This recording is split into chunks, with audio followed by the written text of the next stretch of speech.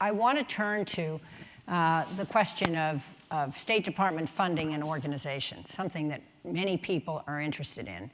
Every organization needs renewal. The Wilson Center needs renewal, and surely everyone here, including long-serving Foreign Service officers, think the State Department needs renewal. However, questions have arisen about the steep cuts in your budget proposed by the Office of Management and Budget. That doesn't mean that's what Congress will enact. And what some claim is a hollowing out of your department. Most recently today, two valued friends of the Wilson Center, Nick Burns and Ryan Crocker, both of them enormously experienced Foreign Service officers and ambassadors, wrote a piece in the New York Times with a lot of information about who's leaving and what its implications are. My understanding is there is another side to this story. And so I would like to ask you to tell your side of this story and give us your vision for what the State Department should become. Well, let me start quickly with the budget because I think it's the easier question to address. The budget the State Department was given in 2016 was a record high budget, almost $55 billion. This was above what traditionally has been a budget that runs kind of in the mid 30 billion level.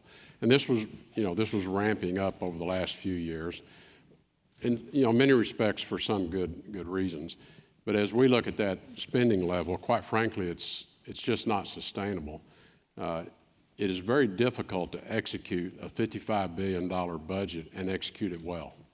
That's a lot of spending and deployment of resources, and I take our stewardship of those dollars very seriously.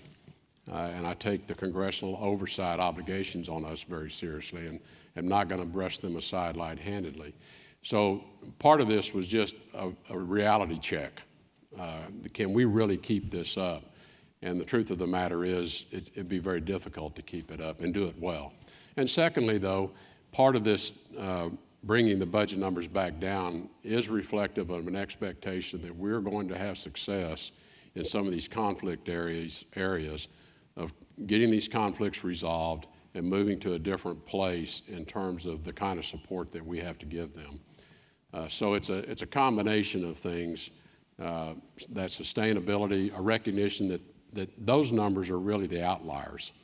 The numbers we're moving to are not the outliers, they're more historic in terms of the levels of spending. As to the State Department redesign, and I use the word redesign because it would have been really easy to come in on day one and do a reorg. A reorg, when I use that word, is moving the boxes around on the org chart. When I showed up in the State Department, I was stunned when I got the organization chart out, and I had 82 direct reports to the Office of the Secretary, to me, 82. Now, almost 70 of those are special envoys, special ambassadors, positions that have been created. So we immediately undertook an examination of just what's a reasonable way to run the place, and that isn't it. Having run a large global organization, and I've been through 3 major reorganizations in my history, and I actually enjoy doing it. It's always focused on how do we help the people be more effective? How do we get the obstacles out of their way?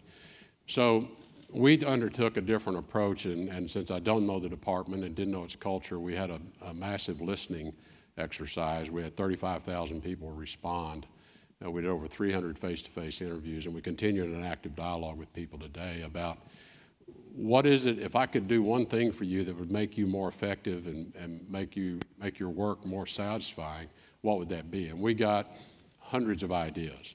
We've actually selected about 170 of those ideas that we are now perfecting. The reason we call it a redesign is most of these have to do with work processes internally and work processes with interagencies that we should be able to improve the way people get their work done. Some of it is tools and enablement. So things like we have a really antiquated IT system.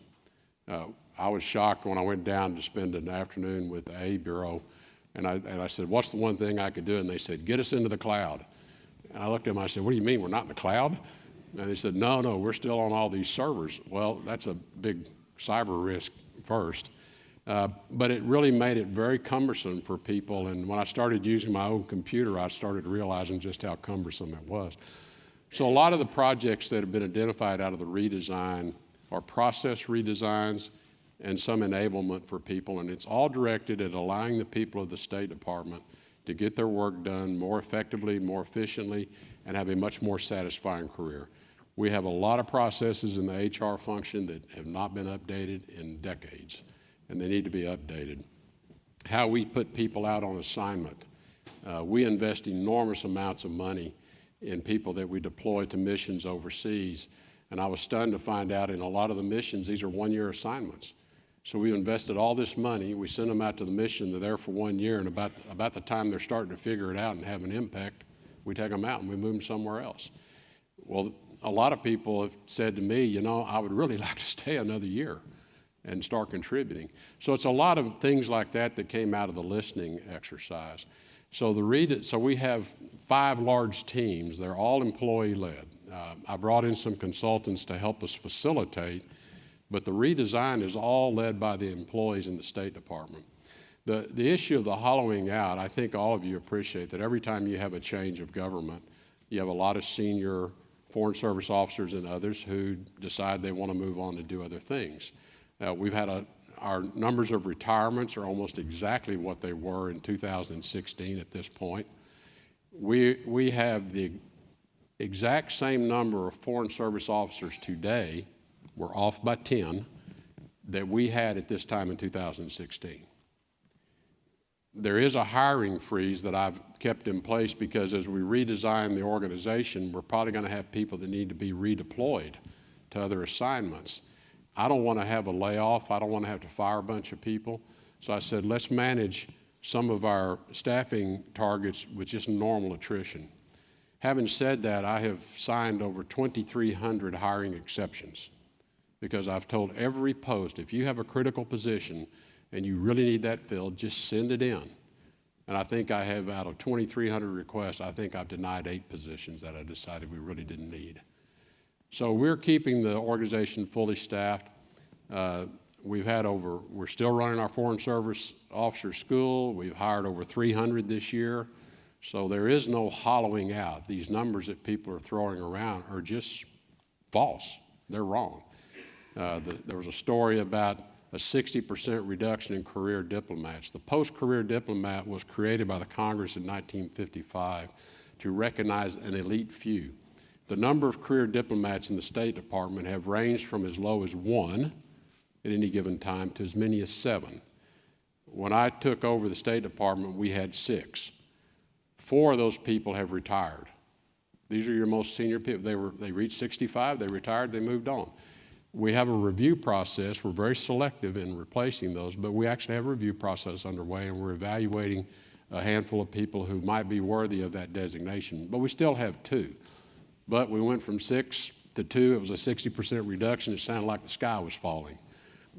The other comment I would make is, while the confirmation process has been excruciatingly slow for many of our nominees, I have been so proud of the acting assistant secretaries and people who have stepped into acting undersecretary roles.